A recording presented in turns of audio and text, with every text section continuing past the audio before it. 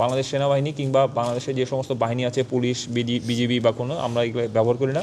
Cross border মাধ্যমে এই অস্ত্রগুলো সাধারণত এই ধরনের এলাকাতে সন্ত্রাসীদের হাতে পৌঁছায়। রাতের 10টা থেকে একটি অপারেশন পরিচালনা করি আপনার টিটিপাড়া যে বস্তি এলাকা, তার পাশে একটি পরিত্যক্ত বিল্ডিং, যেটা তেলেগু কলোনি আছে, তেলেগু কলোনির পাশেই দুটি পরিত্যক্ত বিল্ডিং।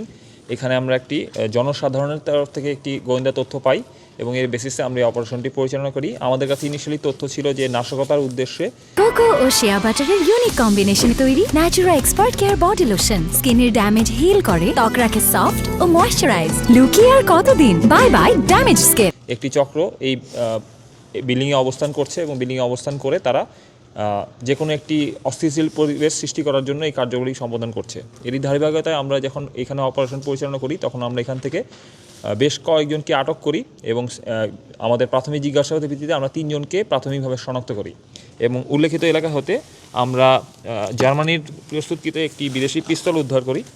এটি একটি 30 ক্যালিবার 7.6265 ইন্টু 17 মিলিমিটার একটি পিস্তল, যেটি সাধারণত 10টি বুলেট বহন করতে পারে এবং এই পিস্তলের যে অ্যামুনেশন, তার থেকে আমরা 2টি অ্যামুনেশন এবং একটি ম্যাগাজিন সহকারে এই এলাকা থেকে উদ্ধার করি। এই ধরনের পিস্তল সাধারণত আমাদের কোনো বাহিনী কর্তৃক ব্যবহৃত হয় না। বাংলাদেশ সেনাবাহিনী কিংবা বাংলাদেশের যে সমস্ত বাহিনী আছে, পুলিশ, বিজিবি বা কোনো, আমরা এগুলো ব্যবহার করি না।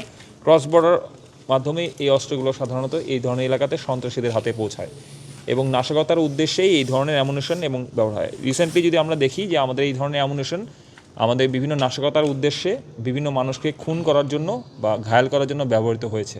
তো এতেই আমাদের সন্দেহটা মূলত দানা বাঁধে যে এইখানে একটি পরিত্যক্ত অবস্থার মধ্যে কিছু সংখ্যক লোকের আনাগোনা এবং চলাচল কেন হচ্ছে।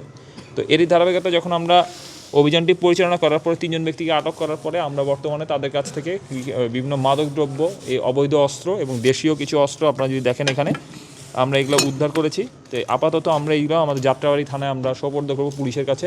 প্রাথমিক জিজ্ঞাসাবাদ শেষে অধিকতর তদন্তের জন্য পুলিশ তাদেরকে প্রয়োজনীয় ব্যবস্থা গ্রহণ করবে এবং অধিকতর তদন্তের জন্য তাদেরকে যে জিজ্ঞাসাবাদ করার প্রয়োজন সেই জিজ্ঞাসাবাদ শেষে আইনানুগ ব্যবস্থা গ্রহণ করবে। তো এই ছিল আমার কাছে আজকে সর্বশেষ।